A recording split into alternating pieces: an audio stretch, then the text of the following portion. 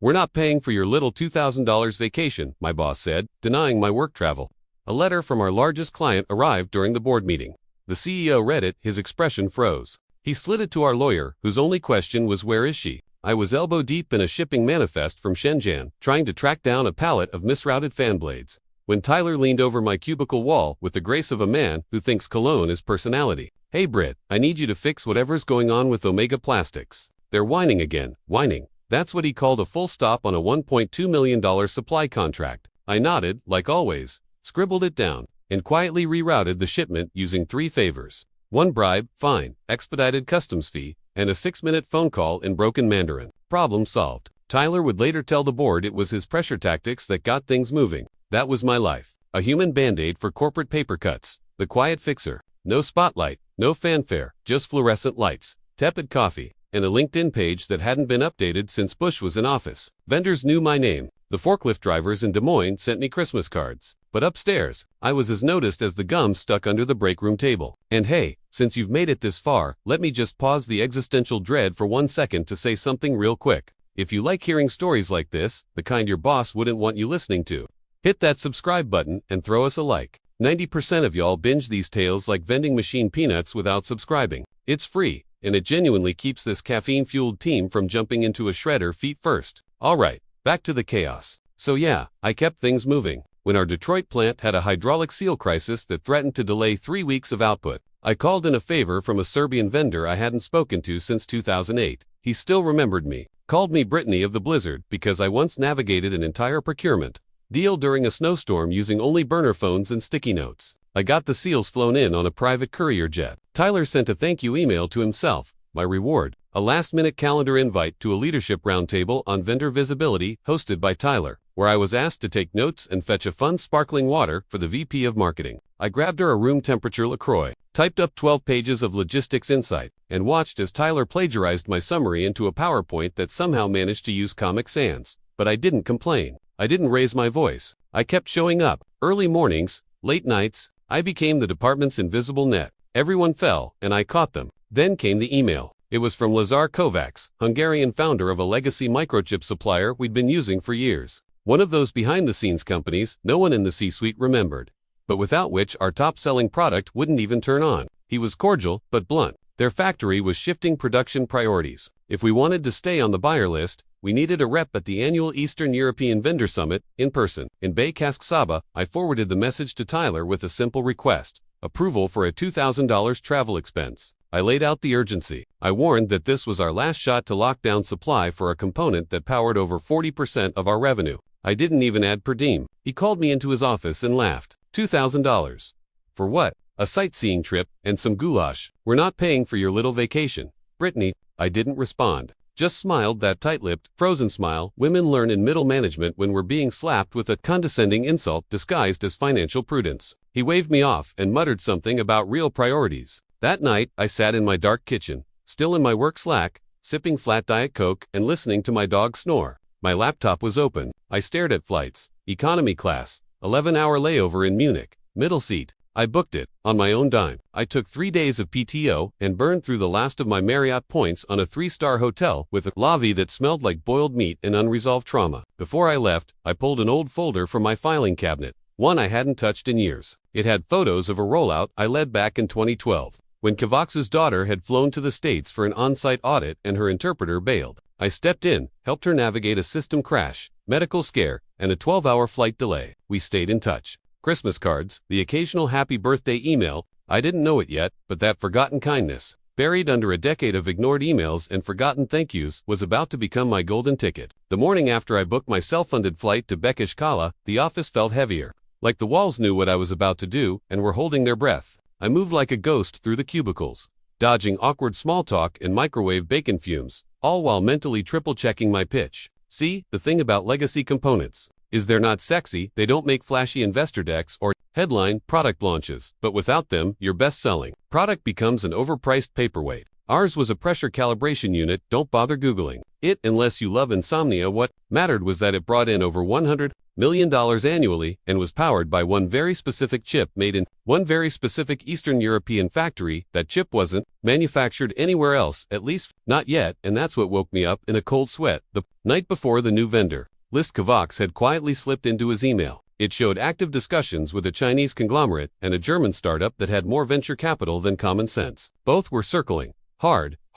Kovacs was getting courted like the last girl in a Baptist youth group dance. And we didn't even RSVP, so I did what any logistics manager with a death wish and a broken printer does. I put together a one-pager proposal in 11-point Arial with actual bullets, not those stupid pastel smart art shapes Tyler loved, outlining why this vendor summit wasn't a vacation. It was a Gotham firewall, a last stand, a $2,000 insurance policy against the total collapse of our golden goose. I even added a chart. Tyler likes charts, especially ones with arrows. When I slid the proposal across his desk, he didn't even look up from whatever Slack thread he was pretending to read. You want what? Approval for travel to the summit. It's a chance to lock down a supply agreement. Kovacs's, he held up a hand, the universal sign for I've stopped listening, but I still want to feel superior. We're not paying for your little $2,000 vacation. Brittany, it wasn't the words, it was the tone.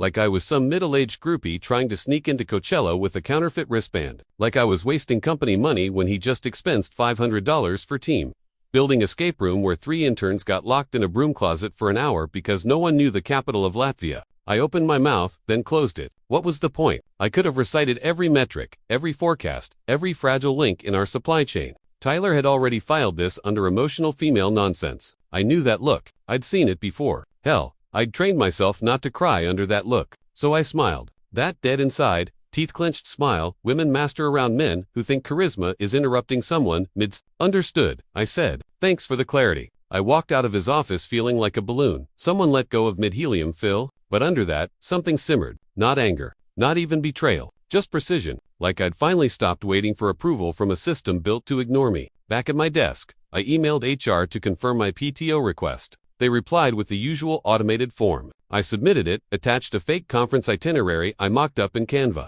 and made a note to bring back an airport souvenir so no one asked questions. Something with paprika or a communist cartoon dog, and I ordered new business cards. Just 100 matte finish. Burgundy font. Name, Brittany Sharp. Title, Independent Vendor Relations Consultant Company. SharpPoint Logistics LLC. I figured if I was going to be invisible to my own company, I might as well be visible to theirs. By noon, I had booked my hotel. By 2 p.m., I'd made a quiet call to Alina, the founder's daughter. I hadn't spoken to her in 6 years. She picked up on the first ring. Brittany, Alina, I got your father's email. I'd like to come to the summit. Silence. Then a low chuckle. You always show up when it matters. I smiled for real that time. Not the workplace version. The real one. I always try. My PTO was approved, with all the enthusiasm of a software update nobody asked for. No questions. Just a bland email from HR confirming the dates. I doubt Tyler even noticed or cared. 3 days later, I was wedged into a seat in row 32 of a budget airline that smelled like wet carpet and bad decisions. Knees jammed against the tray table, listening to a Slovakian baby scream like he knew I was flying toward a professional Hail Mary. The itinerary, Columbus to Munich, then a connection to Debrecen, followed by a 2-hour bus ride to Sega, a place that sounds like a sneeze and looks like a postcard from 1987 that got lost in the mail. I landed jet-lagged, half-deaf from the engine hum, and smelling like airplane nuts and existential dread. The hotel lobby had yellowed wallpaper, a rotary phone at the desk, and a vending machine selling off-brand cigarettes and shampoo, but it didn't matter, because the moment I checked in, there was a note waiting for me at the desk. Written in blocky, deliberate handwriting. Dinner on the terrace. 8 p.m. L.K. Lazar Kovacs. A man who ran his factory like a monastery, and whose handshake was worth more than most indie. I hadn't seen him in person since the rollout in 2012. Back then, we were piloting a joint systems integration in Cleveland. His daughter, Alina, was shadowing the process as part of some next-gen leadership program. She was barely 22, fresh off a plane, wide-eyed, and wearing heels that didn't stand a chance against the greasy factory floor. Entire rollout was a disaster. Our local IT team ghosted halfway through day 1. The temperature controls malfunctioned, the translation software glitched, and someone, probably Barry from facilities, left a porn tab open on the central monitor. The cherry on top, Alina got violently ill after a lunch burrito and ended up curled in the corner of the warehouse break room. Green as a stoplight and shaking like a leaf. Everyone panicked. Everyone, except me. I found a space heater, a blanket from the lost and found bin, and a pharmacy 2 blocks down that sold something vaguely resembling anti-nausea meds. I sat with her, made her tea, and called her father from my personal phone when no one else would. She clutched my hand for 2 hours and cried from the embarrassment. She was supposed to be proving herself. Instead, she was puking in a trash bin behind a forklift. When Kovacs arrived, he looked at me, not with corporate thanks, with something deeper. Respect maybe, or recognition. The kind you only get when you show up at someone's worst moment and don't flinch. Back in the present, the terrace dinner was quiet. Just the two of us. No aides, no translators. Just grilled pork, warm palinka, and the sound of old clock towers chiming in the background. You came, he said simply, eyes wrinkling with a faint smile. No one else was going to, I replied. He poured the palinka. We didn't toast, just drank. They want me to move production, he said after a long silence. Germany offers money. China offers scale. But neither offers what I actually want. I waited. Trust, he finished. I want trust. You helped my daughter when she was not useful to you. You acted with care when no one was watching. You remember people, not just numbers. I said nothing, letting the words settle like dust. Will you represent us? He asked suddenly. Here, in America. Not your company, you, personally. The wind shifted. I felt it, not metaphorically, but literally. A gust from the east carried the scent of steel and old rain. Something about it made my spine stiffen. I'm not a lawyer, I said slowly. I don't have distribution experience. I'm just a logistics manager. He waved it off. You're the only one who came. That's what matters. He slid a folder across the table. It wasn't a contract, not yet, but it had numbers, percentages, a model, a roadmap to a deal where I, not Sabletech, would be the exclusive North American conduit for their chips. I didn't sign it that night, just held it. Later in my hotel room, I stared at the folder for hours. My hands trembled, not from fear, but from the weight of being seen, truly seen. I could still turn back, fly home, pretend this was a sightseeing detour gone sideways. But I knew better.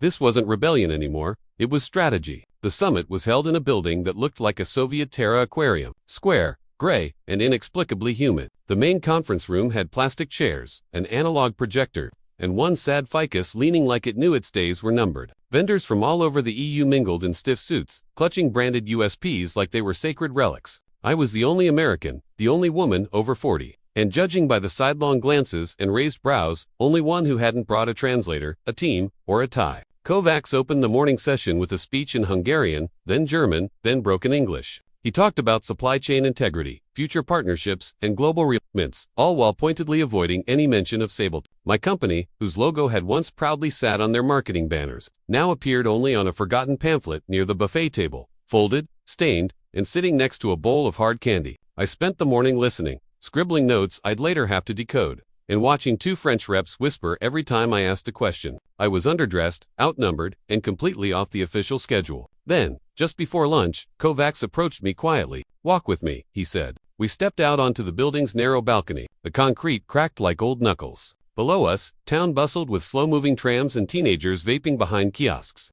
The air smelled of diesel and fried cabbage. He leaned on the railing like he was holding up the whole damn city. I want this deal off their radar, he said without preamble. Your company sent no one. Again, they said the trip wasn't necessary. I said, the words tasting bitter in my mouth. He chuckled once, dry, humorless. I sent them for emails. 2 calls. I got silence. I stayed quiet. There was no defense worth offering. I'm old, he said, too old to be disrespected by shiny men in clean suits who think logistics means shouting louder. I built my factory during blackouts. I soldered boards by candlelight, and still, they act like I'm disposable. His voice dropped low. But you showed up, and you've always shown up. I looked away, staring out at the peeling paint on a distant billboard. I'm not a distributor, I said. Don't have the infrastructure. I don't. You'll build it, he said. The wind kicked up, a loose paper napkin danced across the tiles and vanished over the edge. Why me? I finally asked. Why trust me with this? He turned to me, sharp as flint. Because I don't trust them. I trust you.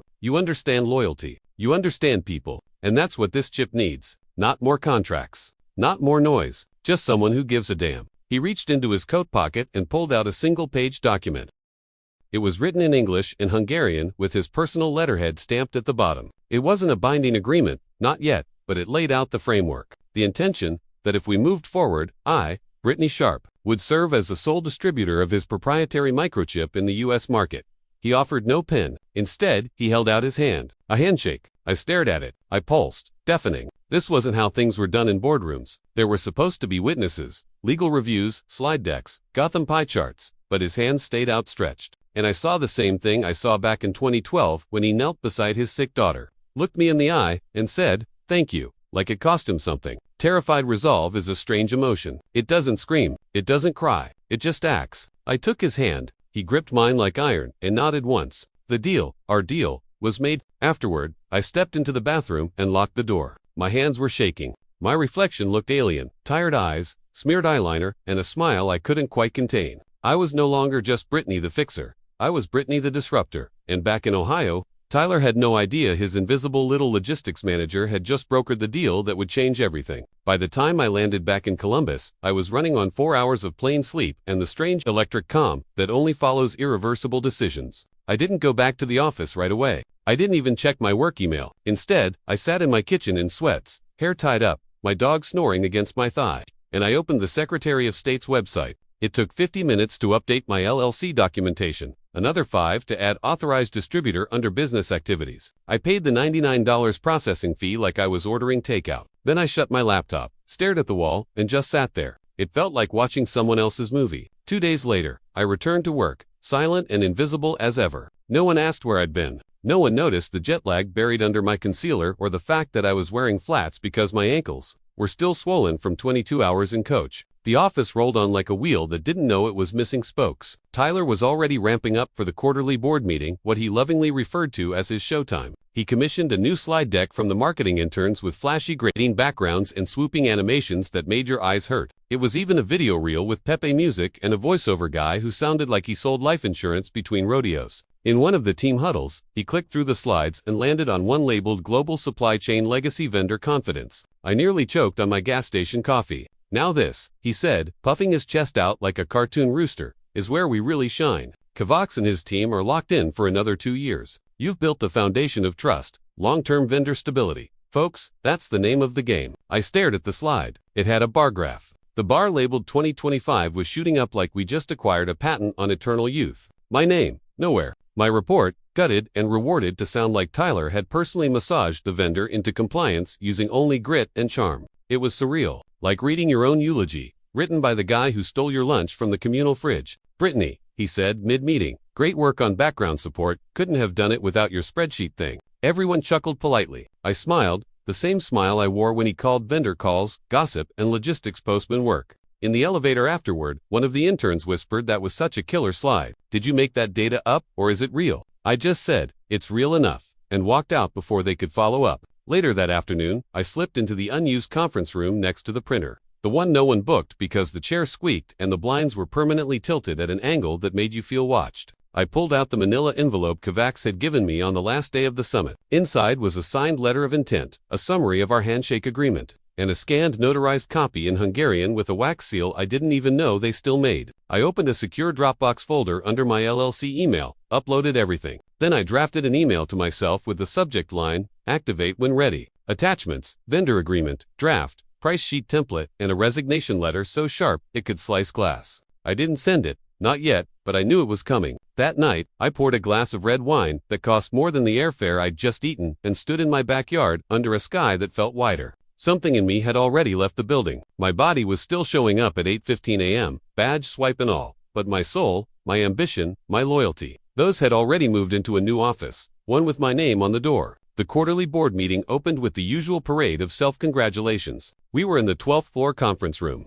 the one with the frosted glass and the $12,000 rug no one was allowed to walk on. Suits filed in with their Bluetooth earpieces, still buzzing, Starbucks in hand, eyes glazed with that caffeinated blend of arrogance and boredom. I took my seat near the back, close to the buffet table, where the cheese cubes were already sweating under fluorescent lights. I wore a navy blazer that said team player and black flats that said I know where the bodies are buried. No one noticed me. They never did, which was exactly how I wanted it. Tyler stood at the head of the table, laser pointer in hand, voice greased up and rolling like a car salesman at quota time. "Now, as we move into Q4 projections, I want to highlight our most stable, vertical, legacy component sourcing. Click, slide, change. Thanks to years of smart vendor management, our European supply line is rock solid." I bit down hard on the inside of my cheek. "Locked-in rates, guaranteed inventory," he continued. "Frankly, it's one of the cleanest areas of our operation." At that exact moment, truly, as if the universe were playing conductor, a knock echoed against the glass doors. A man in a courier uniform stood there, holding a sealed envelope, tan and thick, with red ink across the front.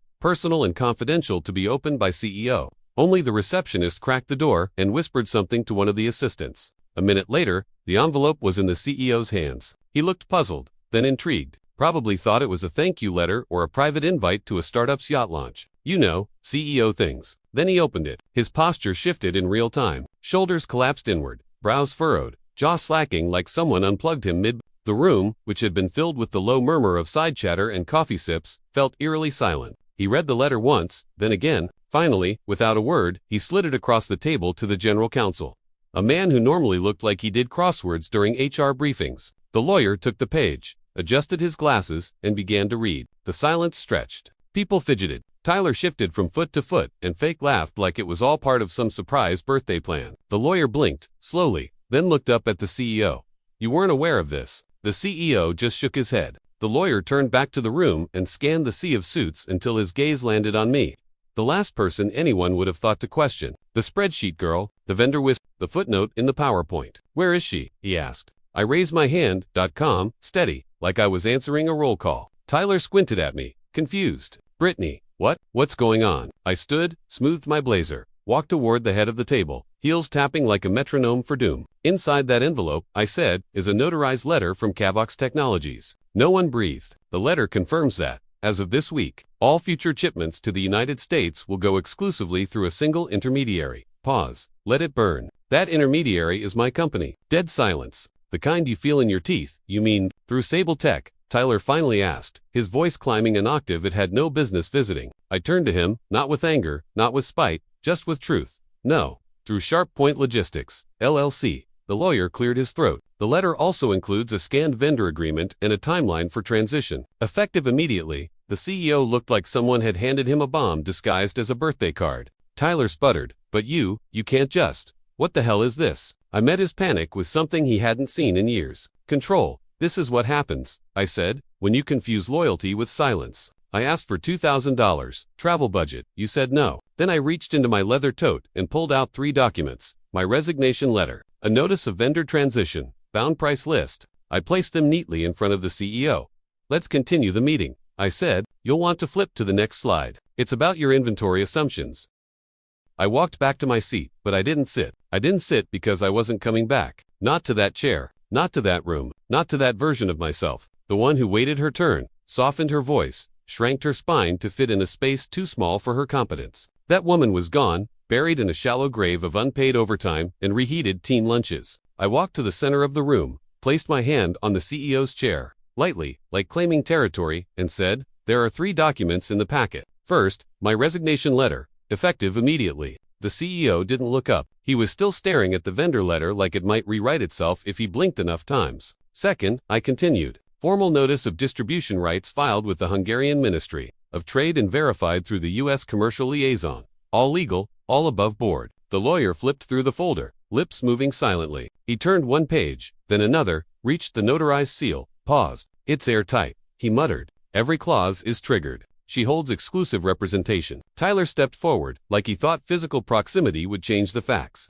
You're bluffing, he snapped. There's no way Kovacs would cut us out. We're his longest partner. You built nothing, I said calmly. You forwarded emails. You ignored the warning signs. You thought relationships ran on autopilot, but supply chains don't remember titles. They remember who shows up. He opened his mouth again, but the lawyer cut in. She's not bluffing. This is enforceable. Her LLC is now the exclusive vendor representative for all North American transactions tied to this chip. There it was, my name, not whispered behind a cubicle or scribbled at the bottom of a Gantt chart. Spoken aloud in a room full of people who'd once forgotten I existed. Sharp Point Logistics, my company, my terms. You don't understand what you've done, the CEO said, finally finding his voice, ragged like it had been dug up from 6 feet under. You have investor commitments, production timelines, contracts built around continuity. Then I suggest you update them, I replied.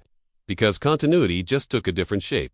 The room felt heavier, like the oxygen had thickened. Phones stopped buzzing. No one moved. I turned to the intern by the screen. Poor girl looked like she just watched a live episode of Succession. Could you please exit the slide deck? We're past the vendor stability section. She nodded and shut the laptop like it might bite her. I reached into my tote one last time and pulled out a single page. Just one. A clean, itemized vendor pricing sheet. New rates. Rush order fees, penalties for non-compliance, all 3 times what they'd been paying. No volume discounts, No grandfather clauses. This, I said, laying it down like a dealer with the final hand, is what stability costs now. The CEO didn't touch it. Tyler finally tried one last swing. You're screwing the company. You realize that, right? You're nooking a 20-year partnership. I looked at him, and for once, I didn't smile. You're confusing self-preservation with sabotage. I gave you a chance to invest in loyalty. You called it a vacation. Then I turned back to the board and delivered the final blow. Not shouted, not dramatic, just firm. My title now is Principal Consultant and Authorized Distributor for SharpPoint Logistics. All component shipments will be routed through my firm, effective immediately. And if you'd like to negotiate, we can schedule time. But my availability fills up quickly. No one clapped. No one needed to. Power doesn't announce itself. It just enters the room and takes its seat. I collected my tote, nodded once, and walked to the door. Behind me, the lawyer leaned in toward the CEO and said something I couldn't quite hear. But I didn't need to, because I already knew the translation. You should have paid for the trip. I was almost at the door when Tyler finally found the courage to make one last swing, though calling it courage is generous. It was the kind of swing a drowning man makes, wild and flailing, all elbows, in panic. This is extortion, he barked, his voice echoing off the glass walls like a fire alarm no one bothered to shut off. You're holding the company hostage. This is blackmail. I turned back slowly. One last look. The room was frozen in that uncanny valley between denial and comprehension. Directors blinking in slow motion. Legal flipping through documents like they were looking for a trapdoor. The intern had backed herself into the corner by the fruit platter, half a grape in her hand, fully traumatized. Extortion, I said, cocking my head, voice even. No, extortion is demanding money to fix a problem you created. I stepped back to the table, placed the price list neatly in front of the CEO, like a waitress dropping off the check for a meal no one enjoyed but everyone ordered. This is business, the same business you refused to fund. I gave it a moment, let the silence swell like a balloon, then added, the same business you said wasn't worth $2,000 and a coach class seat to bake a saba. The CEO didn't touch the paper, but his eyes were fixed on the numbers. They were printed in bold, clean rows, no tricks, no small font, just facts. Base, unit price, triple the previous rate. Rush, order penalty, 40% surcharge. Inventory, reservation fee, monthly, technical support, outsourced and billed separately. Mint terms. .net 7. Late fee, 8% per day. I saw it happen. The dawning, one director muttered something under his breath. Another leaned back in his chair like he just realized the floor wasn't solid. The VP of Finance adjusted her necklace 3 times in 30 seconds. No one met my eyes, because this was the moment they realized they weren't sitting at a table. They were standing at a cliff.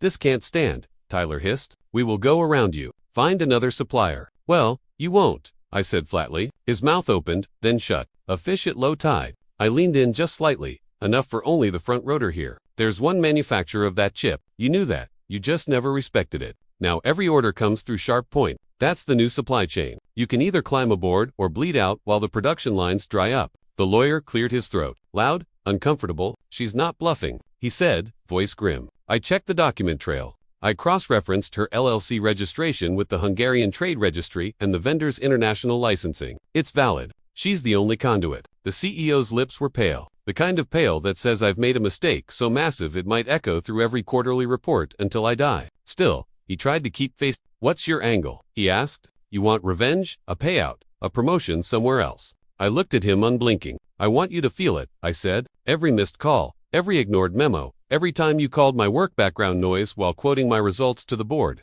I want this company to feel what it's like to rely on someone it doesn't see, until it's too late. The room exhaled all at once, like everyone had been holding their breath since the courier walked in. Tyler sat down, not like he was defeated, more like he'd been unplugged. Spine, slack, ego leaking out through the soles of his Italian shoes. And then, just to make sure the wound stayed open, I added, you called it a vacation. This is the souvenir. No one laughed, not even the intern, because in that moment, they all understood the same singular thing. Arrogance isn't bulletproof, it just hasn't met the invoice. Yet the room had the stillness of a courtroom mid-verdict. No shuffling, no coffee slip, not even the nervous tap of pen, just 20-some executives staring at a single sheet of paper sitting between the CEO's hands like it might bite him. The amended order form. It listed the minimum volume commitment, new shipping schedule, and my new pricing structure in stark, clinical black and white. No fluff, no loopholes, just numbers, cold and uncompromising, like winter steel. A mirror held up to a boardroom that had spent too many years congratulating itself for breathing.